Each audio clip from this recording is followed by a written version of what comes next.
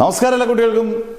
ഗിരീഷ് സാറാണ്. +2 പ്രാക്ടിക്കൽ ഏത് സബ്ജക്റ്റ് ആയിക്കോട്ടെ, ഫിസിക്സ് ആയിക്കോട്ടെ, കെമിസ്ട്രി ആയിക്കോട്ടെ, മാത്സ് ആയിക്കോട്ടെ, ബോട്ടണി ആയിക്കോട്ടെ, സുവോളജി ആയിക്കോട്ടെ, കമ്പ്യൂട്ടർ സയൻസ് ആയിക്കോട്ടെ, നമുക്ക് ടെൻഷനൊക്കെ ഉണ്ട്, എല്ലാവർക്കും ഉണ്ട്. അന്നും ഇന്നും എപ്പോഴും പ്രാക്ടിക്കൽ സമയത്ത് എല്ലാവർക്കും ടെൻഷനാണ്. പക്ഷെ ടെൻഷൻ മാറാനും കുറച്ച് കാര്യങ്ങൾ ശ്രദ്ധിക്കാനുണ്ട്. ആദ്യമായിട്ട് ചാനൽ കാണുന്നവരാണെങ്കിൽ ഒന്ന് സബ്സ്ക്രൈബ് ചെയ്ത് ബാക്കിയുള്ളവർക്ക് ഷെയർ ചെയ്യുക. വളരെ ഇമ്പോർട്ടൻ്റ് ആയിട്ടുള്ള പ്രാക്ടിക്കൽ ശ്രദ്ധിക്കേണ്ട 5 കാര്യങ്ങൾ.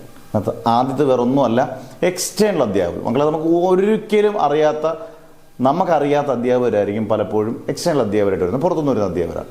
ഇവരാണ് നമ്മുടെ മാർക്ക് പൂർണ്ണമായിട്ടുണ്ട്. 40 മാർക്കാണ് എല്ലാ പ്രാക്ടിക്കൽസിനും, അല്ലേ? എല്ലാത്തിനും നല്ല മാർക്കുണ്ട്. ഈ മാർക്ക് നമുക്ക് ഫുൾ മാർക്ക് മേടിച്ചെടുക്കാനും പറ്റും.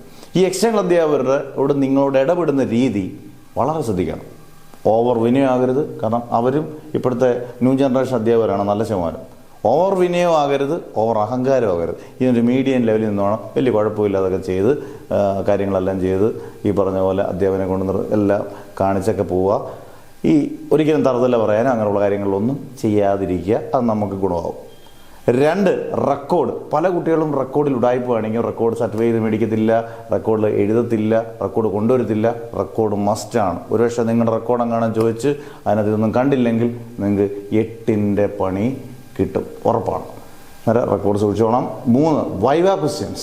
വൈവ ക്വസ്റ്റ്യൻസിന് പ്രത്യേകിച്ച് മാർഗം നമുക്ക് പറയാൻ ചിലപ്പോഴും കാണുന്നതേ ഉള്ളൂ. വൈവ ക്വസ്റ്റ്യൻസ് എന്ന് പറഞ്ഞാൽ നിങ്ങളോട് ചോദിച്ചില്ല, നിങ്ങളോട് ചോദിച്ചു, ഓക്കെ. ചോദിച്ചില്ലെങ്കിൽ നിങ്ങൾക്ക് വൈവ ക്വസ്റ്റ്യൻസിന് ഫുൾ മാർക്കാണ്.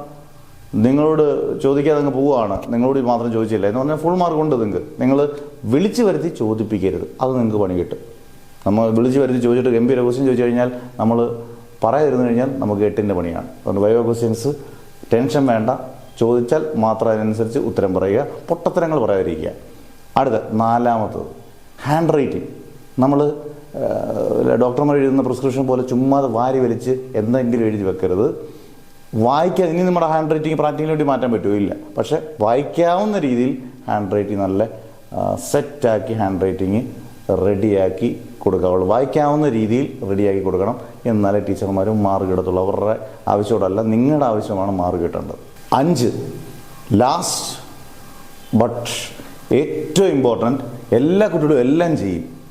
പക്ഷേ നമ്മൾ പറഞ്ഞില്ല, ലാസ്റ്റ് ഇപ്പോൾ ഫിസിക്സ് ആണെങ്കിൽ 2 പ്രാക്ടിക്കലാണെങ്കിൽ 2 റിസൾട്ട് ഉണ്ട്, റിസൾട്ട് എഴുതത്തില്ല. റിസൾട്ട് വളരെ ഇമ്പോർട്ടൻ്റ് ആണ്.